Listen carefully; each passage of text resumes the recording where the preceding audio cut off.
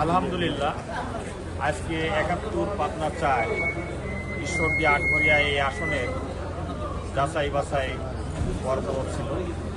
সেই যাচাই বাছাইয়ে আমি যেহেতু বাংলাদেশ জামাত ইসলামী পাবনা জেলা শাখার আমির এবং সংগঠন আমাকে পাবনা ৪ ঈশ্বরদী আটঘরিয়ার নমিনি করেছে, আমি আমার নমিনেশন পেপার সাবমিট করেছিলাম।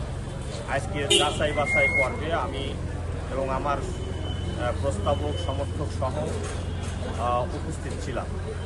রিটার্নিং অফিসার পাবনা জেলার সম্মানিত প্রশাসক মহোদয় সম্মেলন কক্ষে আমাদের যাচাই বাছাই হয়েছে। যাচাই বাছাইয়ে আমার নমিনেশন পেপার বৈধ ঘোষণা করেছেন রিটার্নিং অফিসার মহোদয়। আলহামদুলিল্লাহ,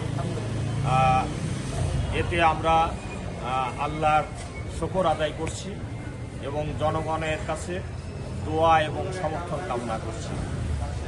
বর্তমান অবস্থায় আমি ইতিমধ্যেই প্রশাসনের সর্বস্তরে জানিয়েছি, সুষ্ঠু নির্বাচনের জন্য লেভেল প্লেইং ফিল্ড গঠন করতে হবে।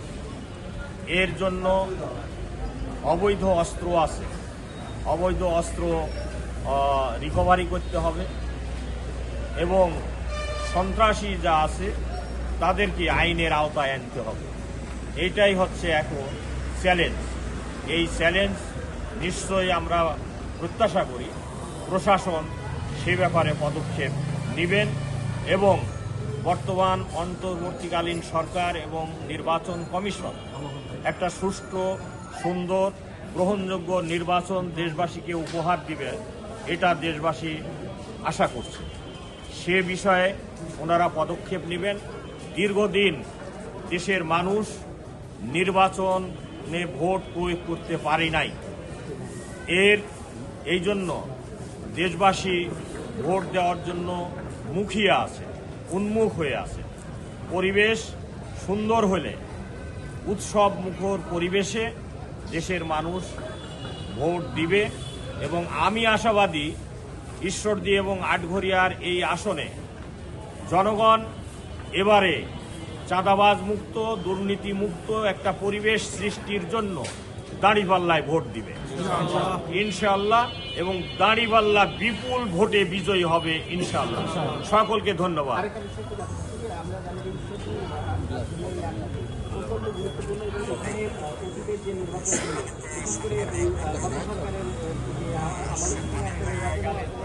এই ধরনের নির্বাচন হবে, সেখানেও সহিংসতা হচ্ছে, যেতে পারে না।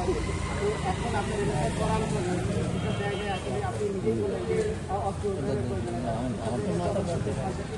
নানা ধরনের তৎপরতা এবং আপনার প্রচারণার ক্ষেত্রেও আমরা দেখেছি একটি সহিংসতার ঘটনা কালো রং তুলেছে। তো সব মিলে এখন যে পরিস্থিতি, এটাতে আপনি সুনির্দিষ্টভাবে কোনো অভিযোগ আছে? হ্যাঁ, এই বিষয়ে পরিষ্কার বলতে চাই, গত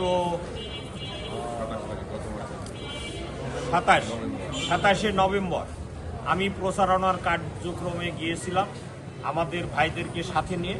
সেখানে অতর্কিতভাবেই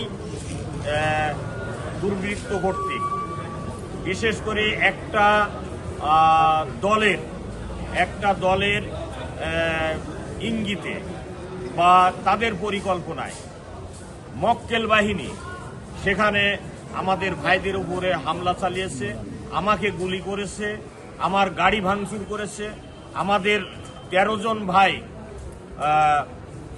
আশঙ্কাজনকভাবে আহত হয়েছেন এবং একজন ভাইকে তো আইসিইউতেই রাখা হয়েছে 7 দিন। এই অবস্থা সৃষ্টি করা হয়েছে। এই জন্য আমি সাথে সাথেই সাংবাদিক সম্মেলন করেছি। প্রশাসনের বিভিন্ন স্তরে এবং সামরিক বাহিনী, র্যাব, পুলিশ বাহিনী সকলের কাছে আমি বিষয়টি জানিয়েছি এবং ওনারা কিছুটা পদক্ষেপ নিয়েছেন, কিন্তু এই পদক্ষেপে এলাকাবাসী সন্তুষ্ট নয়। ওই মক্কেল বাহিনীকে এবং মক্কেলকে আজ পর্যন্ত গ্রেপ্তার করতে সক্ষম হয়নি। অতএব সেই কারণে আমি প্রথমেই বলেছি যে সন্ত্রাসী এবং অস্ত্র উদ্ধার করতে হবে, সন্ত্রাসীদেরকে আইনের আওতায় আনতে হবে। আর আমি বিশ্বাস করি ইতিমধ্যেই সন্ত্রাসীদের আইনের আওতায় এনেই সুষ্ঠু নির্বাচন পরিচালনা করবেন বর্তমান সরকার এবং নির্বাচন কমিশন। সকলকে ধন্যবাদ।